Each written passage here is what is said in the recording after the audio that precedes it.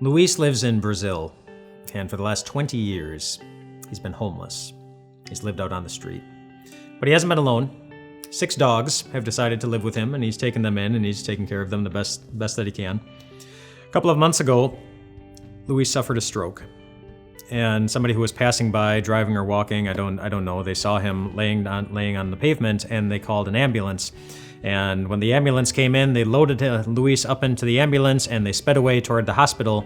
And that's when all 6 of the dogs who had been living with him got up on their feet and started chasing after the ambulance. And they followed all the way to the hospital. And when they got to the hospital and realized that they were not going to be allowed inside the front door, you know what they did? They laid down on the sidewalk right outside the front entrance. And that's where they stayed, all 6 of them, for the next 30 hours. Until the next day, when Luis was released from the hospital, walked out the front doors, and discovered that he had friends who were going to be there for him no matter where he was, no matter how long he had been gone, no matter what kind of condition he was in.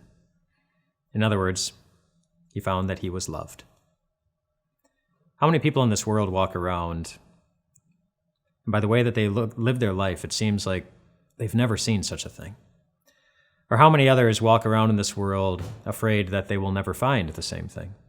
Or convinced that they never would if anyone knew the truth about what kind of person they really are and about the kind of things that they really did?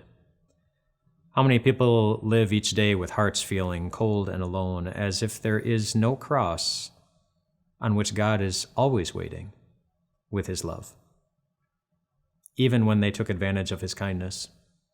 Even on the days when they pounded one nail in and then did it again. And even though he is a God who fully knows, even better than us, all the ways that we fail to show love. I alluded to this verse yesterday, but it's a verse that comes up in this section where the Apostle Paul says this very simply. He says, "Now I know in part, then I shall know fully." And here's the key phrase: "Even as I am fully known." We are fully known. We can't hide anything from God. He sees the inconsistency in our actions. He knows how often we do something that looks loving just so that we can get attention. And yet, whenever we walk out to the cross, what we see is a love that is always patient and kind and never self-seeking. A love that keeps no record of all of your wrongs that he has already forgiven. A love that certainly knows how hard it sometimes is to show love and promises that he will never fail to love you when that happens. And a love that will always be there waiting for you whenever you need to see it again.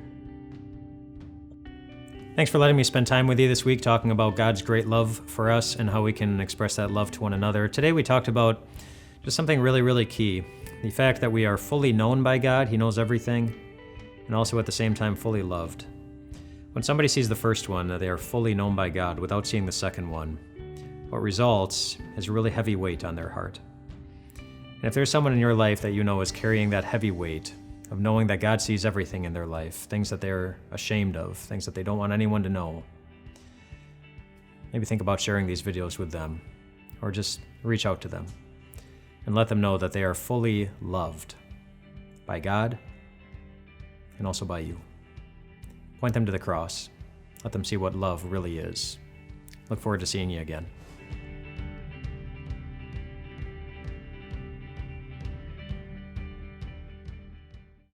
Hey friends, thanks for watching the videos. If you want more videos, just click here to subscribe. And if you do, God's going to fill you with all sorts of wonderful things that are going to give you strength as you go through life.